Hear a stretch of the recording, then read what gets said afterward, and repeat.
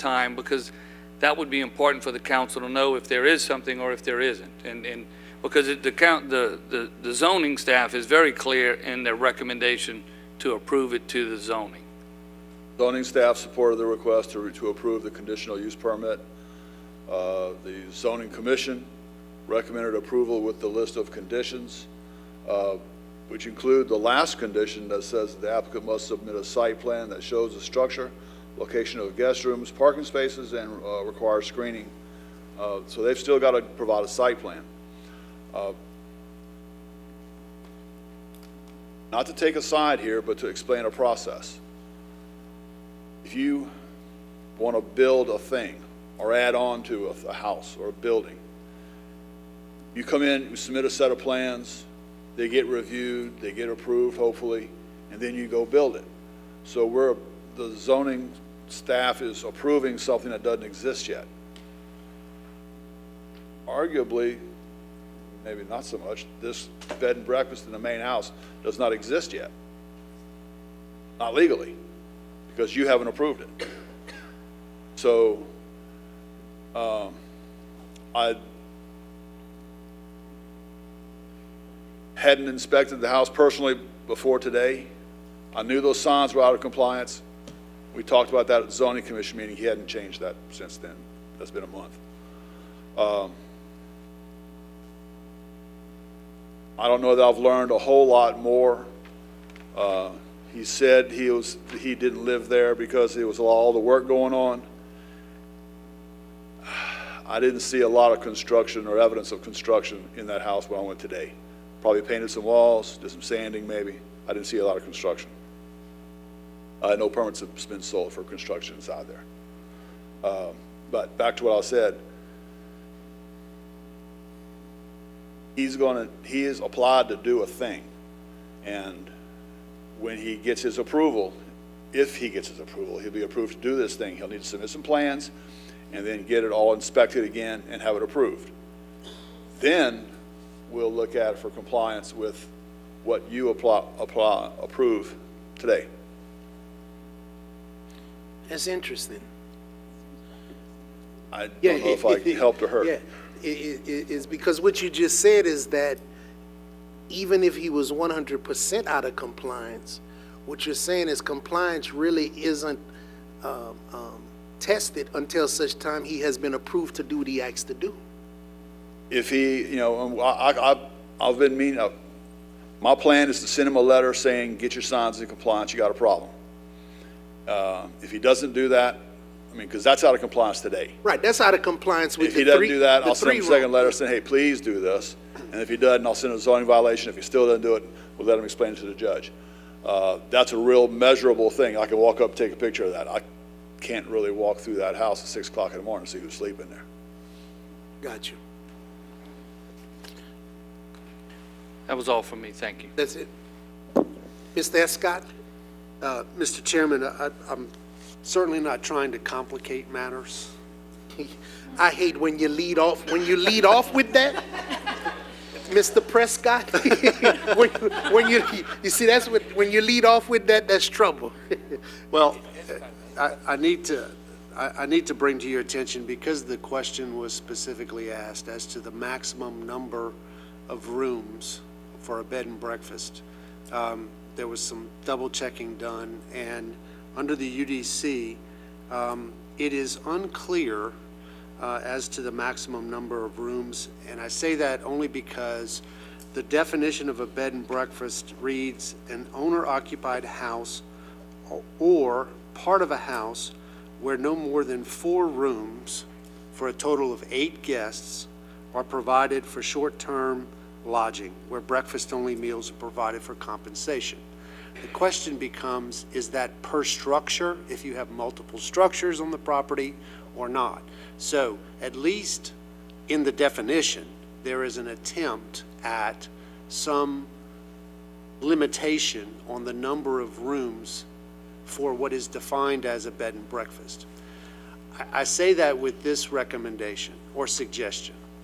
If the council is inclined to approve the zoning change, my suggestion would be perhaps a deferral to allow legal to determine if in fact that's a correct interpretation, and that under the current UDC, this gentleman would be allowed to have more than 4 rooms on this property and would still be compliant with UDC.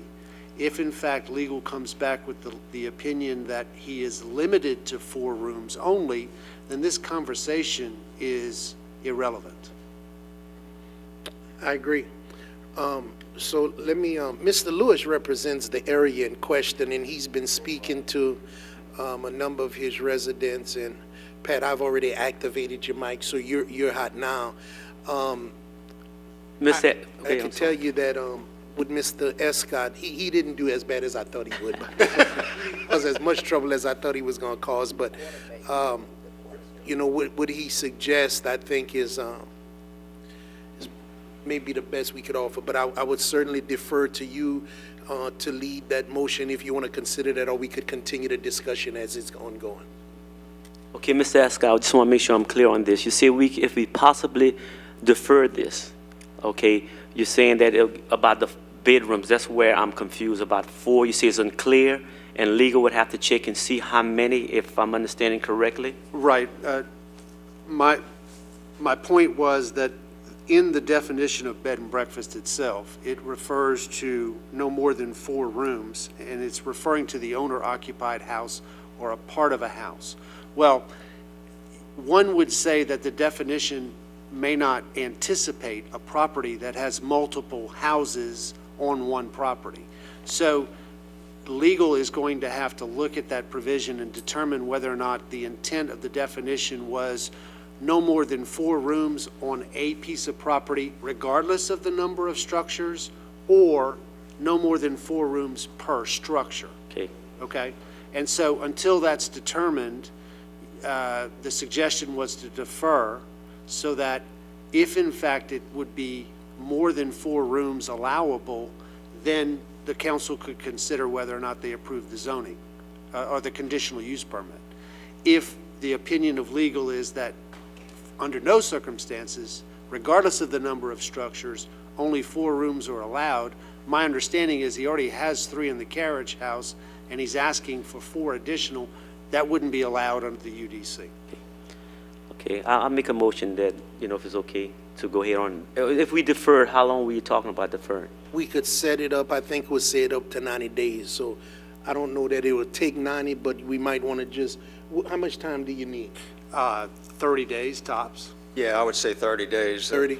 Okay. The So 90 days may have begun from the time that the zoning commission made their recommendation to you. So being safe, I think we can give you an answer within a short period of time. I would suggest the minimal amount of days. So in the event that this could move forward, it won't hold up construction. And in the event that it cannot move forward, everybody would have a clear definition of what it is. So if they're saying 30, I would start off at 30. Mr. Chairman, we can do September 19th. September the 19th is the Yeah, next that's just meeting inside date? 30 days. Yeah, okay. I'll second his motion. Okay, so that has been moved upon by Mr. Lewis and seconded by Mr. Conk. So there's a motion to defer this item until September, was that date again? 19th. September the 19th.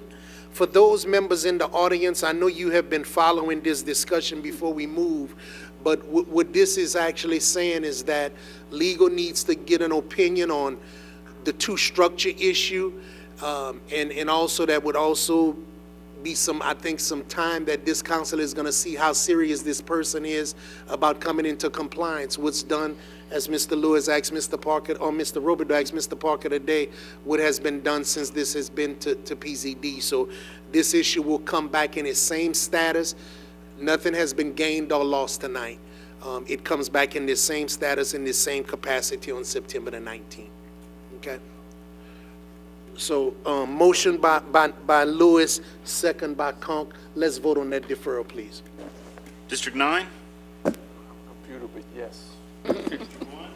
Yes. District 2? Yes. District 3? Yes. District 4? Yes. District 5? Yes. District 6? Yes. District 7? District 8? Motion to defer to September 19th is approved. Right, and I apologize, I should have done this before we voted, but I think we could still honor if necessary. If not, the chair is gonna rule that we honor it anyway. Were there any blue cards of anyone who signed in who did not speak yet to this issue? Okay, well, good, that's even better. Okay, I just wanted to make sure nobody came to speak and wasn't allowed to speak regardless of if this was being deferred or not. Okay, thank you very much, let's move to the next item, please. Ordinance 163, 2017, an ordinance of the Lafayette City Parish Council amending the Unified Development Code so as to reclassify the property of K. Dore, case number ZON 2017-25, 6400 block of Johnson Street rezoning, located generally east of Johnson Street, south of Bellevue Plantation Road, and north of Camino Real Road, from commercial mix to commercial heavy. Motion by Abear, second by Nakir. Okay, before we get into any discussion, there's an amendment that needs to be considered. Ms. Abear represents this area and have been working on this matter for a few weeks now, and she has an amendment that she wants to bring forward for consideration. Ms. Abear, you now have the floor. Thank you, Chairman. Well, first, let me thank everyone, my diehards that were here all night. You've survived. Thank you so much for just not residents, but my Waffle House people that came from, I believe, Atlanta, and their representatives. Thank you all for hanging in there with us. As the chairman mentioned, I've actually been working on this for a couple of months. The residents were on top of it. I'm sorry.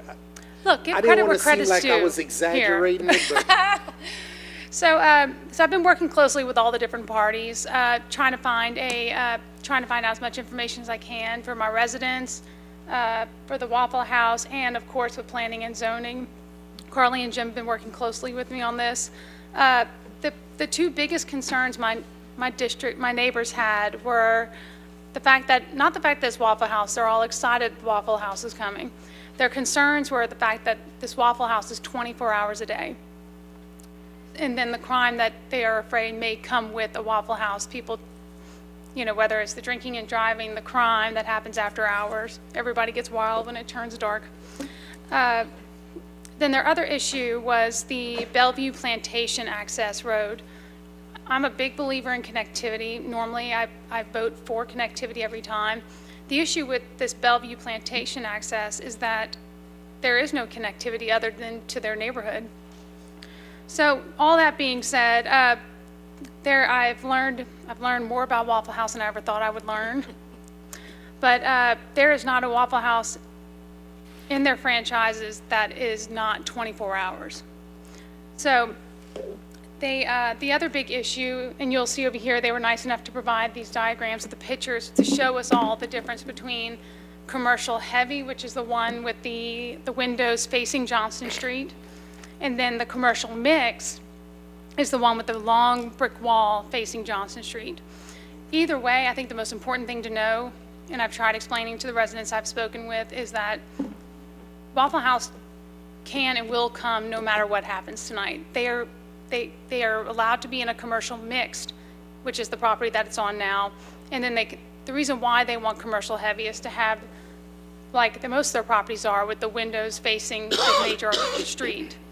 That being said, working with everyone, I want to amend the following, to add the following conditions to my ordinance, is no access provided to Bellevue Plantation Road, no loudspeakers be allowed on the property, all lighting shall be shielded away from adjacent properties, and the Waffle House will provide security on Friday and Saturday nights beginning at 11 p.m. and ending at 4 a.m. Then also, said rezoning is subject to the use of the property as a Waffle House restaurant only. Failure to comply with said conditions shall result in the property's reversal back to CM, commercial mixed zoning classification. And what that means is, say Waffle House decides that they are no longer going to come to this property, or I would never pray this on it, say they close in 5 years, something happens, then that property reverts back to the original CM property. Those are my proposals, those are my conditions. I thank Waffle House again for working with me and wanting to be a good steward to these neighbors and do everything they can to make them happy. And I appreciate all the neighbors being vocal and taking the time to meet with me when I've come out to you or you come to me, and all your emails and phone calls. So thank you all. And that's all I have, Chairman, unless anyone else has a question for me. Well, just to be clear, that's in the form of an amendment. It's in the form of amendment. Right, and that's being made by Bear and being seconded by Kunk. So we do have an amendment on the floor. You've heard those, and if need be, we could review them again before going to a vote. There were about 3 or 4 different things. Sure. But now with that said, we'll open up the floor for council discussion on the amendment as it relates to this rezoning. This is only amendment only. Okay, seeing no council discussion, to those in the audience who came to speak, whenever an amendment is offered, it kind of gives you 2 bites at the apple, if you would like it. Before we vote on the amendment, you could speak to the amendment. If you rather defer on the amendment, you don't have to speak, and you still hold your spot to speak to the ordinance, whether it's amended or not. So what we typically do is either do a roll call, depending on how many people are here, to see if you want to speak to the amendment, or we just maybe do by show of hands if that becomes less. So how many speakers do we have signed up for this one? 8. Okay, so of the 8 speakers, how many would like to speak to the amendment? I have a question. Okay, yes, sir. Can you speak to the amendment and the ordinance itself? Yes, you can. You could, that's why I say if you choose to, you could do both, but some people say that they'll rather speak to the whole thing rather than the first, so, but it's up to you. So how many would like to speak to the amendment? 1, 2, 3, 4, no? 3? 3? Okay, since it's 3 of 8, I guess I'll start to my right, if y'all don't mind. What's your name, sir? Robert, Judge. Robert? Okay, let's call Robert forward, please. Robert To Judge. speak to the amendment. Come forward, Robert.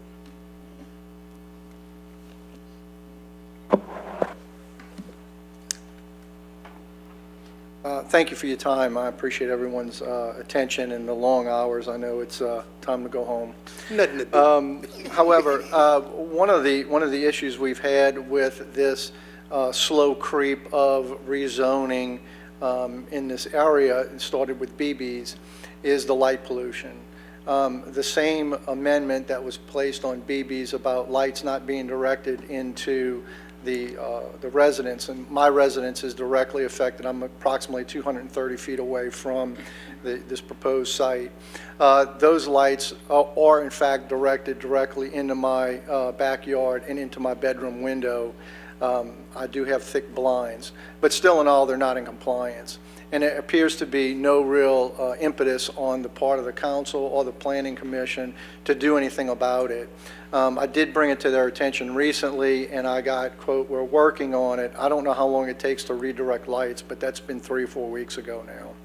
The other big issue that I have with, while the amendment attempts to address the biggest concerns of the neighborhood, is that on Thursday, Friday, and Saturday and Sunday evenings, between approximately midnight and 4 o'clock in the morning, are the peak hours for Waffle House. This is typically when most crime takes place also. The other big issue is, in a commercial heavy zone, there is no noise ordinance, and I do not believe the dog barking ordinance that this city council passed several years ago takes place in a commercial heavy zone. I'm not sure of that, but I don't believe that it does, because you could have a junkyard and you have a junkyard dog that protects the neighborhood. I do have animals, and my dogs do alert me when voices that they do not recognize are close by. With that proximity, they would hear people outside in a parking lot talking. We do know that Corner Bar, or the one down in Maurice, is not too far away, and it's just up the road. So that ordinance really doesn't take care, or the amendment rather, does not take care of the salient issue here, and that is of a business that has peak hours between midnight and 4 o'clock in the morning. I work during the day, my neighbors work during the day. Do I get fined because my dogs bark, because of the attractive nuisance that this city council is going to allow without real sound abatement? And that becomes really part of the amendment that I think should be there, is a really appropriate sound abatement across the neighborhood to separate the neighborhood from this commercial zoning creep that we've had since 1990 when the city annexed the area, and then into 2013 when the Planning Commission said no to BB's having a commercial heavy, and the council said yes. So you went against your zoning and planning commission in 2013 because of spot zoning, and without a real sound abatement, which should be part of the amendment, not just simply turning the lights the other way. Loudspeakers, that's not the problem. Loud motorcycles, automobiles, trucks with open pipes, motorcycles with open pipes at 3 o'clock in the morning, 200 feet away from my house. You know, I got a real problem with that. That's all I have to say. Thank you, sir. The next gentleman right here. And then the third gentleman was there.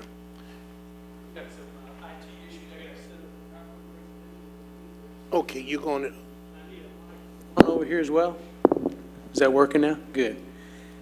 Give me just a second. Hopefully, don't start my clock until I get this thing up here. you make us seem like we're some bad people. We fair. Okay, so do you have this on your screen now? There you go. Okay. Okay, my name is Gary Herricks. I live at 206 Presbyterian, which is an area to be affected by the rezoning. Our arguments against rezoning is our zoning protections are continuing to be reduced, and traffic safety is obviously going to be affected. And we're not particularly opposed to Waffle House. It's the 24-hour operations that we have a problem with. Questions I hope to address real quickly are give you a brief history of the zoning in the area, talk about why a variance of the development standards might be more appropriate than rezoning. Was the process and timeline appropriate for adequate review, both by the staff as well as the residents? What's the impact on traffic safety? Again, we'll talk about the business, 24/7 business, and then offer some alternatives as well. Zoning history, I want to draw your attention to a quote there from the Zoning Commission website at the top of this page. In 1990, this area was annexed by the city of Lafayette. The residents were anxious to enjoy the protection of zoning. We've been paying property taxes ever since to benefit from that. But unfortunately, in 95 and 2002, we had to resist 2 rezoning attempts. Both of those were denied by the city council. Unfortunately, in 2013, BB's was successfully rezoned. Again, this was against the zoning staff's recommendation. They said that this would lead to other rezoning requests, which is what brought us here today. This is a page out of the UDC document. A restaurant is already permitted as zoned. Our concern is that the zoning is being requested simply to accommodate a corporate building design. That violates, in my opinion, the goals of zoning. More appropriately, it should be a change to the development standards should be requested. The timeline for this request began with the nearby residents on June 29th when they got a notice by mail, and quickly progressed to the zoning meeting only 18 days later. Very little time for us as residents nor the staff to prepare for this, especially considering weekends and holidays. And now here we are on the 22nd of August. Only 2 months have passed. Typically 3 months are required, possibly more. What other requests are pending that this will set a precedence for? That's another concern. Here's a map showing the area. You'll notice a large CM area that encompasses an anomaly, the heavy, commercial heavy in the middle. That's BB's. That was rezoned in 2013. And you can see the distance to the residents there in close proximity. We're concerned about the development being inspired by, or excuse me, the rezoning request driven by their development plan. You can see by this plan here, it shows their preferred restaurant orientation to be perpendicular to the road. It's also interesting to note that the access road that we were mostly concerned about was not included in the zoning hearing presentation. It was only later during the development hearing that it came true. The traffic issue associated with that I'll illustrate with this next slide. You can see that the intersection of Johnson and Bellevue, it quite often gets very congested. We're concerned that access to Bellevue would result in a lot of traffic being diverted through the neighborhood as they see congestion there at the intersection. Also note that BB's, as a conditional approval, had to block their driveway to Bellevue. That further substantiates our concern. Now, there are some pluses on the horizon that we are aware of. Some safety changes that are going to be made to Johnson Street. But though the timing and the design of that is uncertain, we don't know exactly when that's going to occur, so we would argue that any access servitude would be denied or certainly at least delayed. Next is an issue about the Waffle House 24-hour operation. We're not picking on Waffle House, but this is just a good illustration. What this represents is daily activity from top to bottom, Sunday through Saturday, with the time on the bottom, or excuse me, hour of the day on the bottom. You can see that late night is an active time Thursday through Saturday. Unfortunately, there was a shooting, double shooting, at the vicinity of this Waffle House where this data was taken. And to just wrap up, this will be the last slide. We offer some alternatives. Waffle House can move to another location. There are many other commercial properties on Johnson Street. Or they could accept the zoning as it is, modify their design to meet the UDC code, or apply for a variance. And if that variance is granted, whether it be through the development code or through the rezoning, hopefully that's not the case, we would hope that the council would attach conditions upon that, exclude late night hours, eliminate the access servitude, and install effective light and noise abatement. And with that, I'm through, and I would like to just ask those that are opposed to this, please stand up, whether they signed a card or not. Appreciate the council's time, and there may be others that want to speak. Thank you. Thank you. And there, the gentleman here who wanted to. Oh, huh? I raised my hand also. Okay, well, come on up. Right to left. I thought I counted 3, but maybe my eyes playing tricks on me. I don't normally blend in. My name is Paul. I live in the neighborhood. I'm sorry, I don't really have a title right now because I'm basically unemployed. Anyway, Liz, thank you for working so hard on this. And I understand I'm speaking just to her amendment. Okay. Although it does not address fully what I would like to see happen, I am happy with what she has presented and would obviously be able to live with it, especially the access to that road. As they said earlier, BB's was not allowed to have access to our road coming into our neighborhood. I don't think that this operation that's 24 hours a day should have access to that road. And just as a matter of point, I know just up the road over here, I used to work by a Waffle House, they have one driveway. This place is gonna have one driveway. The one on Pinhook, one driveway. I don't see why they even need the other driveway. So, thank you, Liz. Thank you. Yes, sir. To the amendment.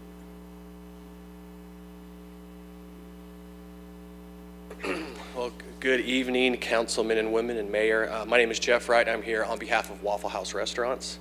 I'm here to support the amendment. I think the only clarification I want from the amendment is to make sure that the subject property will not have access to Bellevue Plantation. Is that what you're requesting? Let me put your mic on. Thank you. That is correct. The Waffle House, that entrance and exit, the access to Bellevue will not be allowed. That's correct. There's a revised conceptual that we had put together where we were hoping that there could be access from Bellevue Plantation to our site with no access back to Bellevue. We would shrink whatever servitude we were asking for from a 24-foot one, maybe down to 16 feet, put arrows pointing towards our site with do not enter signs right before it. This would both give access to the residents to be able to get into our property so they don't have to hop on Johnston Street, do a U-turn, do another U-turn to come into our place to then pull back on Johnston Street, as well as there is still a curb cut at Johnston Street, and we'd love to catch people that would come into our property and then exit out onto Johnston Street. As long as I can just get clarification on that, everything else, the amendment, I am for. Yep, at this time, I was requesting no access. Okay. And I'm getting a lot of head shakes saying no, keep the no access. I'm not getting a single nod from the people who spend all night here, so I'll have to go with them. Sure, so no access either way. Correct. Is there any way then that we could go for some type of deferment then on this? Because I wasn't prepared until basically sitting here at this point that there would be talks of no access. And we've given a lot when we were doing the rezoning. While it is for our benefit, and we do like the corporate, we like our glass sign facing. If you look at the pictures, I've provided some handouts. If not, it's okay. The pictures that are to the left over here. that are the Let's current- do this. Let's stick to the deferment if we could, to the, I'm sorry, to the amendment. And you signed up to be a speaker, and then maybe you could address the whole, the two different designs Okay. at that time. But if you Then I can, guess- you still got time, but let's stick with the amendment for No, now. then for nothing else for the amendment, I'm good. Just Okay, want some well, clarification. hold on, because I think there's a question for you. Okay. Mr. Nakam? Yes, so just to understand, with no access to Bellevue, you were saying as a corporation, were thinking, or the talk was that you would allow the residents who wanted to dine at the restaurant have access without having to come back out on 167 and make a block? Yeah, basically a one-way in. So it's only, if you were coming off Bellevue Plantation, one way in with no access from the restaurant back to Bellevue Plantation.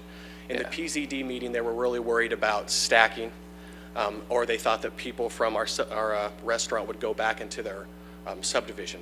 So to eliminate that, the only reason why you would come down Bellevue Plantation is to either go back to the residence or a one-way access to our site, and then per the plans, the only way you would exit our site is out onto Johnston Street. Yeah, I'm just trying to wrap my brain around if somebody lived in the neighborhood, and I know people are here to oppose it, but at some point, if it were built and everything was done, you might want to access the restaurant. I'm just thinking from a traffic standpoint, you'd have to make the block, or I guess you could ride your bike, or you could skateboard or whatever. But I was just trying to understand. So basically, BB's Auto has no access. We denied access for the car place, and the residents here, and with Liz speaking that we want to keep no access. That's correct. Okay, that's all I have. Okay. You good, JB? Okay. Thank you very much, sir. Thank you. Okay.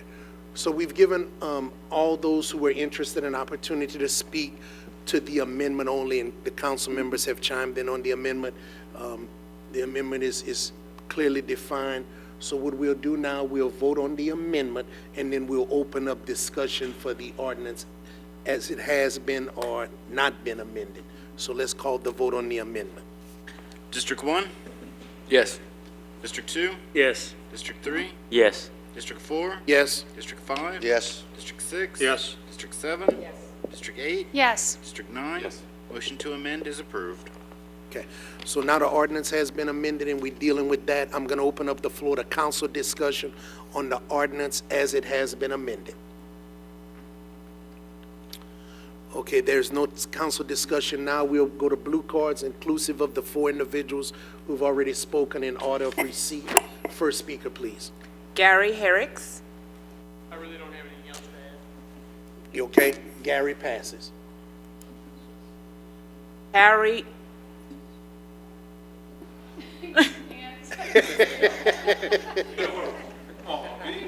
Bart. At least give it a shot, huh? Barnstoff. Yes. Oh. Good evening. Yes, my name is Harry S. Forstoff. I am a retired geologist and 30-plus year resident of the Riverview Estates neighborhood behind where this is, the amendment is being proposed. I'd like to first just express my opposition to the rezoning amendment, primarily on the 24-hour basis. With that, the history that not only this franchise and/or similar 24/7 operations have, the history and reputation for the crime or the potential crime and the individuals and/or unsavory individuals, or just individuals that tend to congregate after midnight hours and before sunup and all, in close proximity to the neighborhood here, which is a couple hundred feet to 2 main entrances into the Riverview Estates neighborhood. I kind of think possibly you thinking this is a little foolish on the, opposing this amendment on the 24-hour basis, but in light of some of the amendments that are said or that have been brought up tonight and all, again, this has nothing to do with the Waffle House per se. This is an establishment of 24 hours, 7 days a week, 365 days a year, and the potential that it brings in the proximity that we have to the neighborhood. If it does move forward and all, I would like to express that we do not change. It adheres to the current zoning that is commercial mixed with that, and I certainly don't want to help them or help anybody, help any establishment with then amendments to make it easier or more helpful for their business model to accomplish that and making amendments to a commercial heavy. Thanks for your time. And sir, just for the record, I want you to know that I don't think any member here think any concern of a residence is minuscule or not important in any way. I will tell you that I have tried to, and I think all these members here try to make sure that we're dealing with the best, most accurate information. And for instance, the 24-hour issue is not a subject, unfortunately. That's what we're faced with today, and I think what Ms. Abe has tried to address is the direction of a building for all practical purposes. It does benefit the organization, but if it would not be for that, they could be under construction tomorrow. So, yes. and that's but the comments here tonight and the concerns expressed, they're being taken very seriously, and we could only address the things that we can. Yes, so sir. I just wanted you to know. Yes, understand that, and realizing that it would be more palatable if it was a 10 p.m., as in all businesses that are up and down the corridor here, whether it be the Rouses or the new CC's that's under construction, everything shuts down at 10 p.m. So more palatable if it did do 10 p.m. And then it was expressed earlier of the 2,100 locations I think this franchise does have. I don't think there's one of them that shuts down at all. Right. So I would not want it to help them and make it any easier by us changing current zoning. Okay. Thank you. Thank you. Next speaker, please. Barbara Bluffin.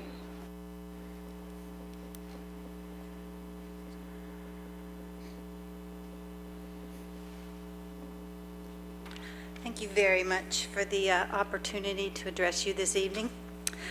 I just want to voice my opposition to this rezoning. I sent each of you an email, and I hope you all had a chance to read it. Kind of went into a little more detail than I'm going to say tonight. In my opinion, it appears that the residents of these surrounding neighborhoods are not really being heard. The zoning protection we're seeking and that was afforded us at annexation seems to be on the road to rescission. If we can't believe and depend on the persons that we elect to represent us, who can we believe? Thank you for your time. Thank you. Next speaker, please. Ann Bodkin-Smith. Ms. Smith. Ann Smith. Robert Judge.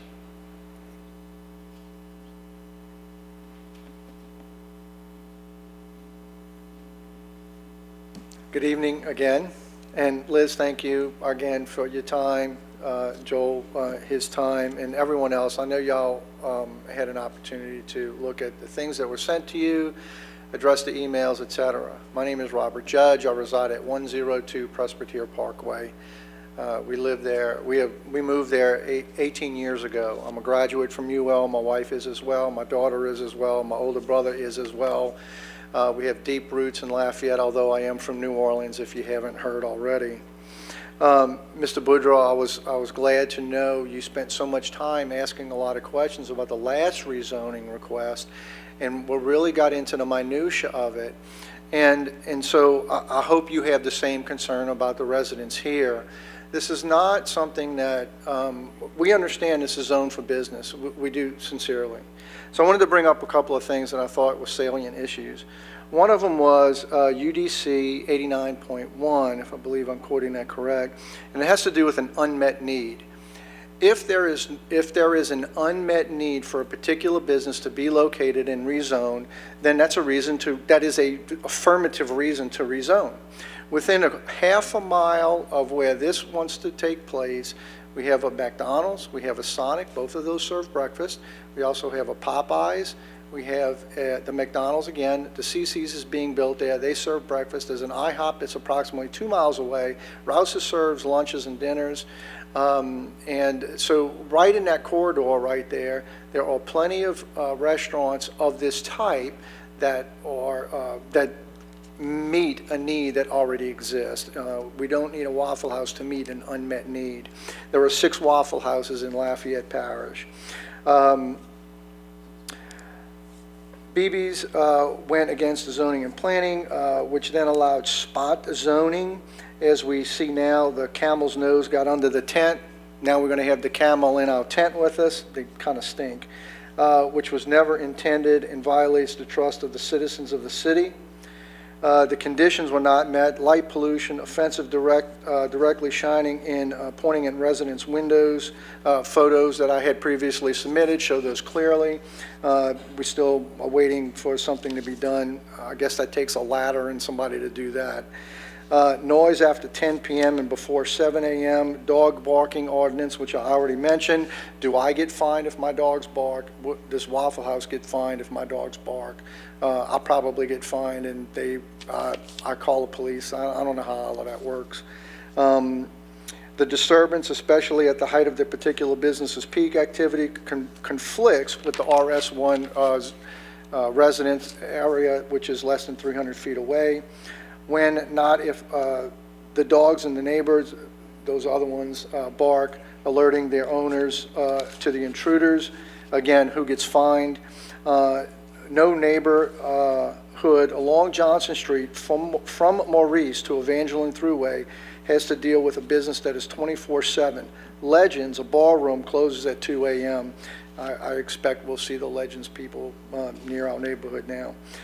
Mel's may be open, but Mel's is not directly next to a neighborhood. There are businesses behind Mel's that provide some buffer.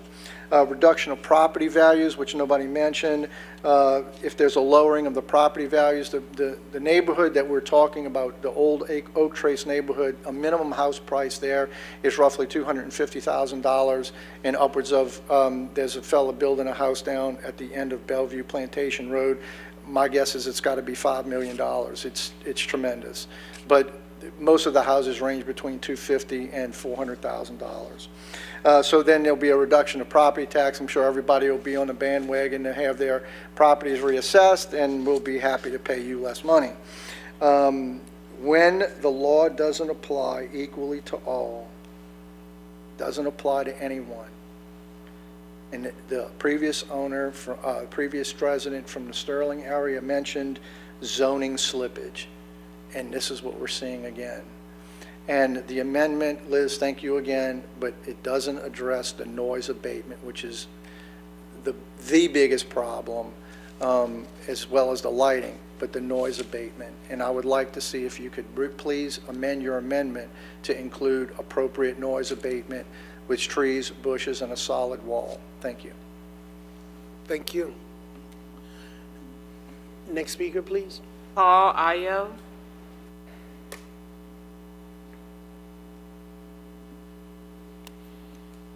Once again, thank you. The thing is, they're asking for a variance or a change in the zoning so that they can have their building the way that they want. We already understand they can put their building there as it is. Well, fine, put it as it is. You don't have to change the zoning. They say they can already be there. They have to live within the rules that were already set. If they want to put their building in the orientation that they want, there are no less than 4 pieces of property within less than 1 mile that are commercial heavy that are on the same street. So there's no reason that they couldn't go to those properties, except for possibly cost. I used to own a business. I understand that there's some cost involved, yes. But they're actually closer to another major intersection, which is Johnson and Ambassador. I think y'all know that little intersection? No one ever wants to go through it? Right. So there are properties that are already there, 4 of them that are up for sale right now with signs on it, where they would not have to ask for this commercial heavy. And the one thing, as Mr. Judge said, as Gary said, they're very, very close to a neighborhood. This is really, really close. Whereas some of the other businesses that are on that road that are possibly commercial heavy, some of the other ones, the car dealerships that have moved in, most of them are not as close to the neighborhoods.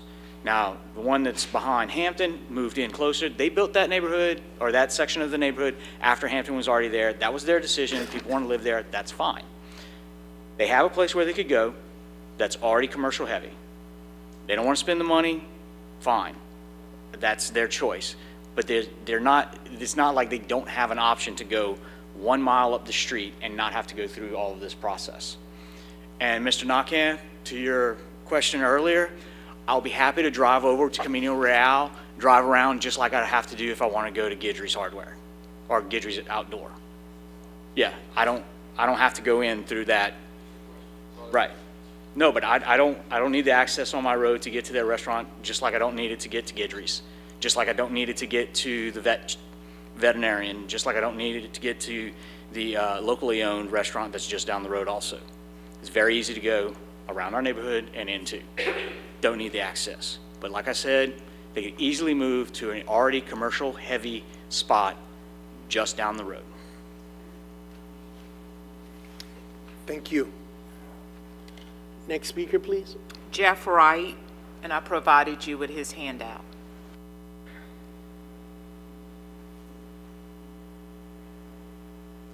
Thank you again. Jeff Wright with Waffle House Restaurants. So the site plan that was provided to you guys, I think I came under the pretense from our discussion either Friday or yesterday that there would be no access from ours to Bellevue. So I took that we could get access from Bellevue to our site. So this conceptual is what shows that. I'm a little taken off guard now as to the next step on how I'd want to develop this. Is there a way that we could request as the person that's looking to purchase it for a deferment, where we might go and actually not bother with the rezoning and do exactly what all these residents want us to do and go for commercial mixed and have our building facing them and maybe not have to go through this process, so that we could ask for deferment so we could kind of figure out exactly our best way to navigate this. Absolutely, that's an option, but there's a council member willing to speak. Hold on, please. Mr. Bellard? Yes, thank you, sir. Of course you would rather that as a businessman, because then you can get everything, the best of both worlds. So I'd like to, for Councilman Hebert, at least she's trying to help the people. I can tell you right now, if I'm coming that way and I miss the Waffle House, I'm taking a right and I'm going up that one way where I'm not supposed to go up. I'm not making all that big loop if I miss it coming that direction. That's why we want to give you access off Bellevue, so that you wouldn't go back into that neighborhood and you could come straight down into our development. I don't want that to happen. I agree with the people. I wouldn't, if I lived where they live, I would not want access from my road. Might miss it and keep going down to the neighborhoods. Well, then I got to do a U-turn down there, come back. It's just, in my opinion, if I'm them, I don't want it. But I agree with you, business-wise, you shut this down, go pull your permit, and you just start right up and go build it without having at least some restrictions that the councilwoman's given the neighborhood. Because this all was about a design, is from what I was understood, it's about having the glass window and the better design, and that's why we had to switch this type of zoning. Well, it was for the benefit of everybody. I mean, we would prefer that, but I'm sure that the residents, if we're going to be here, would rather have the back of our building, like shown in the site plan, facing them, as opposed to the front of my building with my glass line facing their properties. Right, but if we defer this, don't come back, then you can just, we don't have another discussion. You just pull a permit. I think I'm correct on that, and I could be wrong. But I'm just saying, I just need a show of hands of the people. Do y'all want Bellevue to be open to the Waffle House? Yes or no? Can I get a show of hands, please? Okay, I agree with him. If I lived there, I wouldn't want it either. We could take that off the table. Everything else, all the restrictions that she was putting on us, we're perfectly fine with. The lighting, we would shield anyways. We don't have loudspeakers outside. It's not my district. I just wanted to say, and I just saying for me, everything I've heard, I would not support the deferral just for the reason that they get nothing. Yeah. But that's my personal opinion. I'll defer to the councilwoman. It's her district. Thank you. That's all I have, Mr. Chair. Thank you. Well, and one more thing, and besides, in us rezoning, there are things besides the conditions that you're going to put on this that we're giving. We're actually having to put more green space onto this property, which we're more than happy to do. And we are doing our best to try to make this property, because something is going to come here, and we want it to be us, to make it the best for the residents behind there, regardless if they think that or not.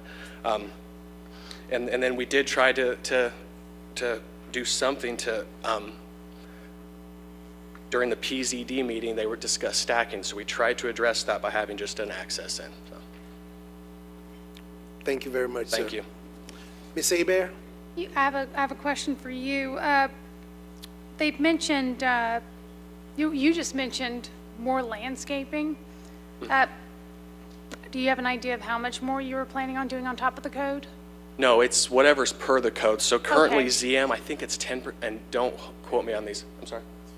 It's 15% for CM, and I think with commercial heavy, it bumped it up to 20 or 25. So we were just gonna go per code, but we were placing these additional restrictions on us Yeah. for that. So I mean, we cannot have the rezoning, and we will go with the building facing towards the back. Okay. And then a couple of people mentioned sound. Mr. Judge mentioned the sound of the dogs barking. Have you done any sound blockings in some of your other developments that were close to neighborhoods that maybe you can suggest we add as conditions? Not that I know of, but I doubt moving us in about 40 feet off of Johnson Street, all the loud pipes that come off of there anyways, all the air brakes from the 18-wheelers, that sound's already there. So I understand that there's going to be a parking lot here with maybe some doors closing, but you're on Johnston Street with, I don't know. Well, no, and they know that. I just didn't know if you've seen any No. best practices in any of the other ones that may be near neighborhoods No. that you can suggest. No, we never have. You never have, No. okay?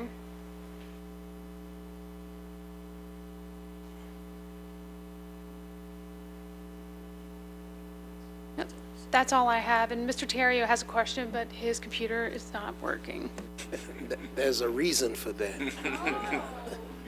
Broke it. Mr. Terrio, you're on, sir. Okay.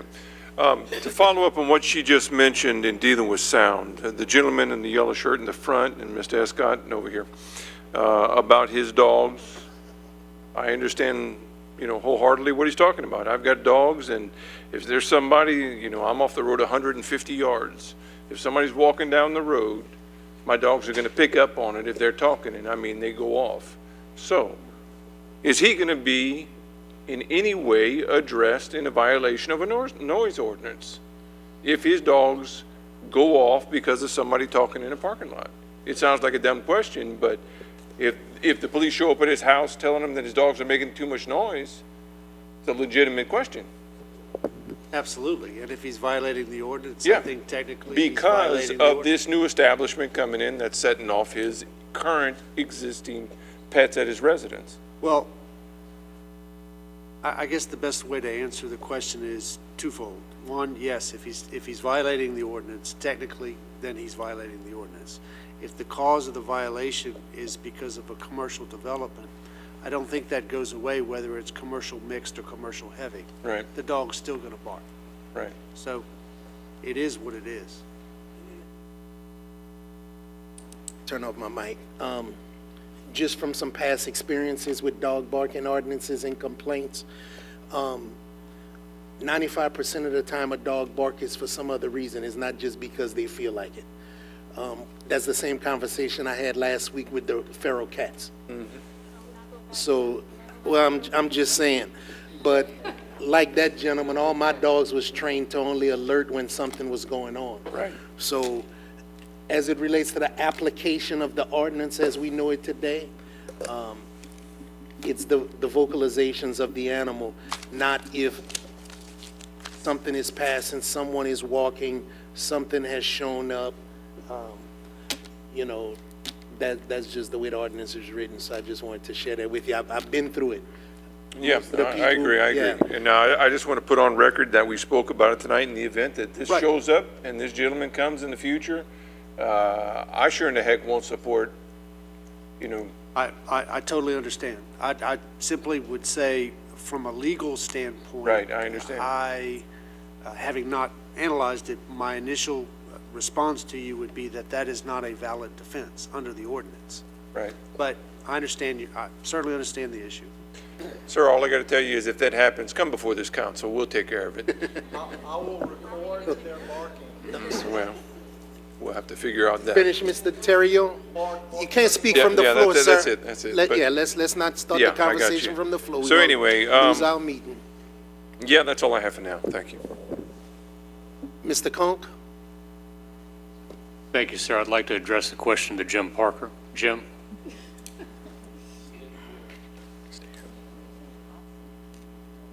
Mr. Wright, I think that's all the questions for you, if you would like to. Waiting to be dismissed. Thank you very much. I understand.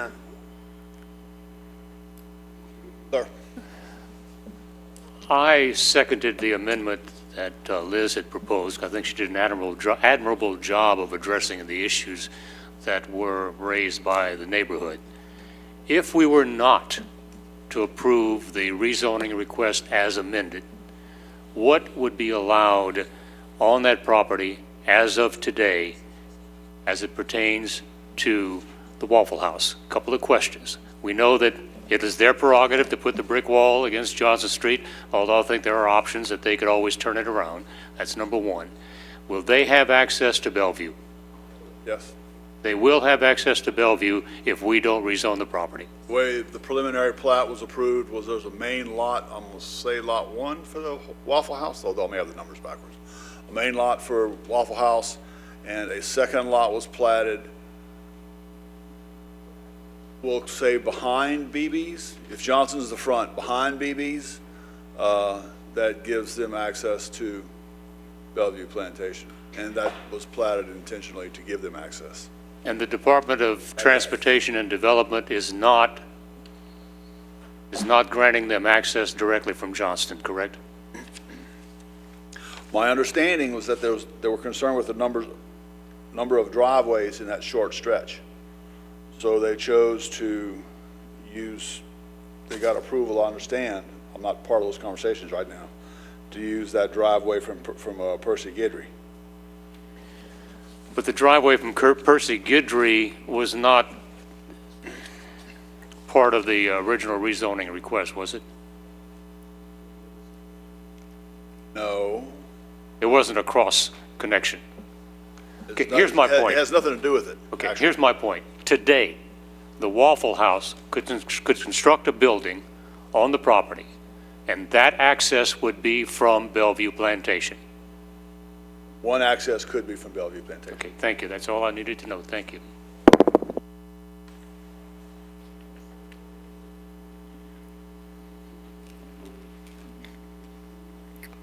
Okay. Do we have any other speakers? Yes, ma'am. Next speaker, please. Paul Myers. He passes. He passes. And in closing, we did have 11 citizens who did not wish to speak but signed in opposition to the proposal. How many? 11.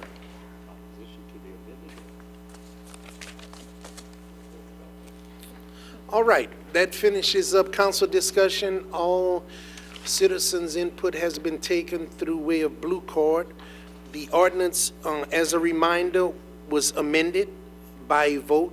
Therefore, we will now vote on the ordinance as amended. District 1, Yes. District 2, Yes. District 3, Yes.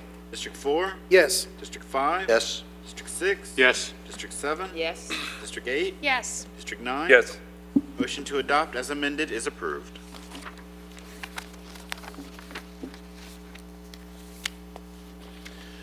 We will now move to appointments by council members, mayor, president, and/or any other direct appointing authority. Jeremy, please read item number 18. Mayor President Robideau appoints Holly Barus to the Mayor President's Awareness Committee for Citizens with Disabilities for a 3-year term effective November 15th, 2016. We'll now move to introductory ordinances. I'll entertain a motion and a second to take in global. Mr. Myers. Motion by Mr. Nakane, second by Mr. Bellard.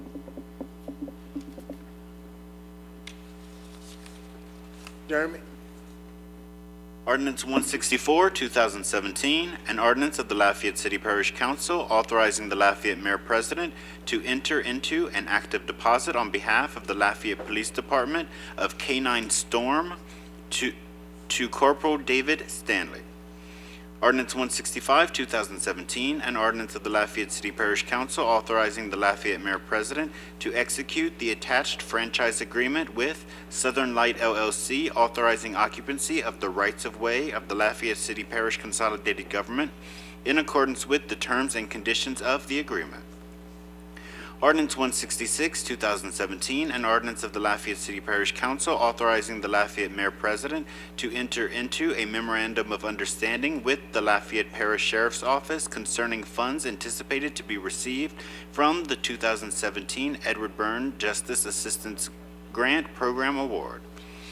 Ordinance 167, 2017, an ordinance of the Lafayette City Parish Council amending the fiscal year 16-17 operating budget of the Lafayette City Parish Consolidated Government by transferring $75,000 from the Environmental Quality Fund balance to contractual services account within the Public Works Department Environmental Quality Code Enforcement Division for additional funding needed.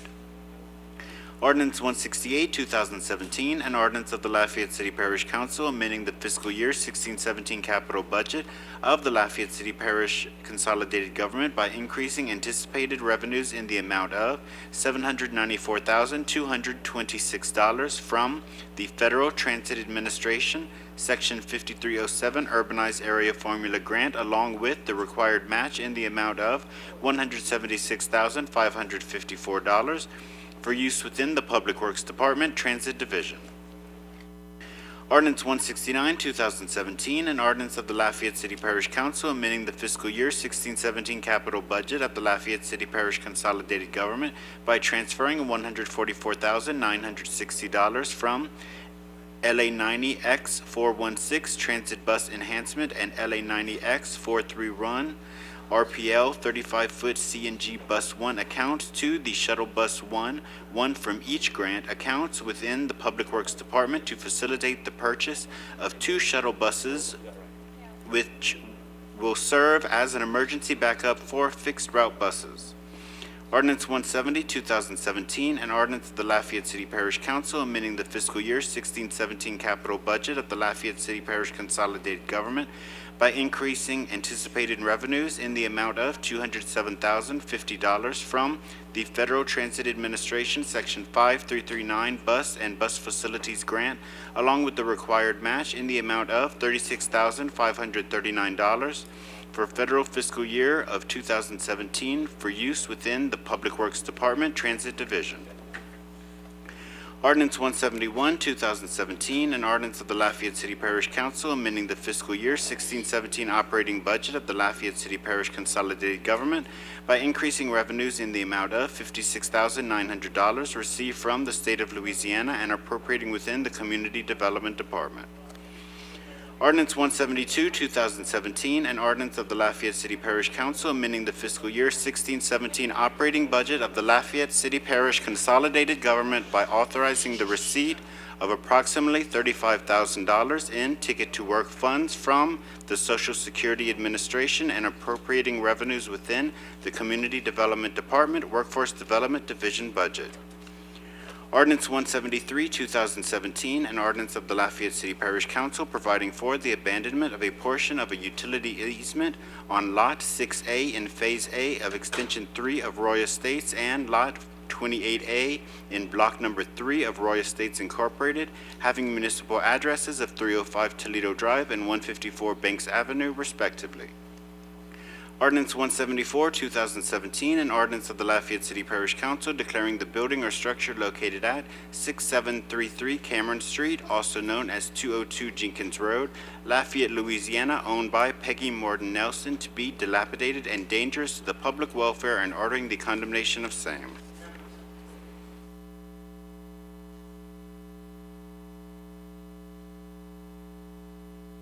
Discussion on any of the items that have been read?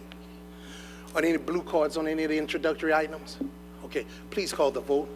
District 2? Yes. District 3? Yes. District 4? Yes. District 5? Yes. District 6? Yes. District 7? Yes. District 8? Yes. District 9? Yes. District 1? Yes. Motion to introduce in globo is approved. Thank you very much. Meeting adjourned.